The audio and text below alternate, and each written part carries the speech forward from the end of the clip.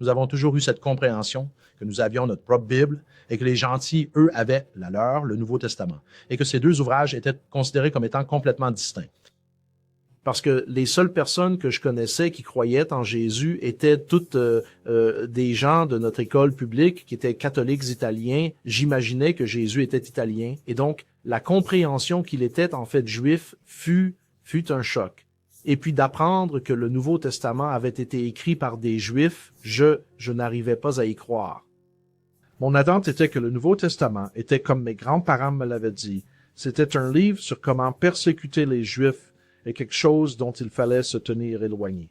Bien sûr, quand on vous dit d'éviter quelque chose, la curiosité prend le dessus, et vous devez le voir.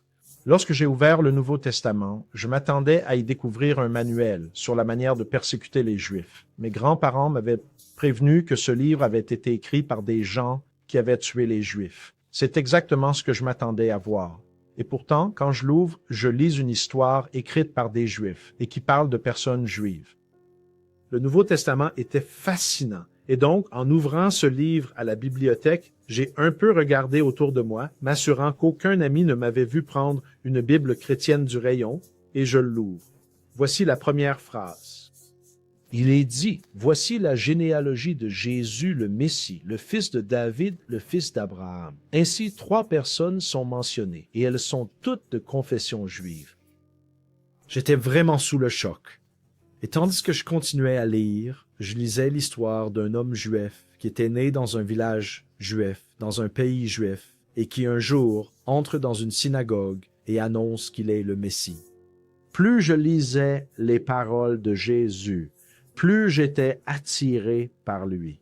C'était aussi beau que tout ce que j'avais jamais lu dans toute autre partie de la Bible. Le chapitre 53 d'Isaïe, c'est étonnant. Si vous lisiez ce chapitre sans le contexte de la Bible, vous diriez « Oh, c'est un texte chrétien, c'est Jésus ». Quand vous réalisez, cependant, que c'est au milieu de notre Bible juive.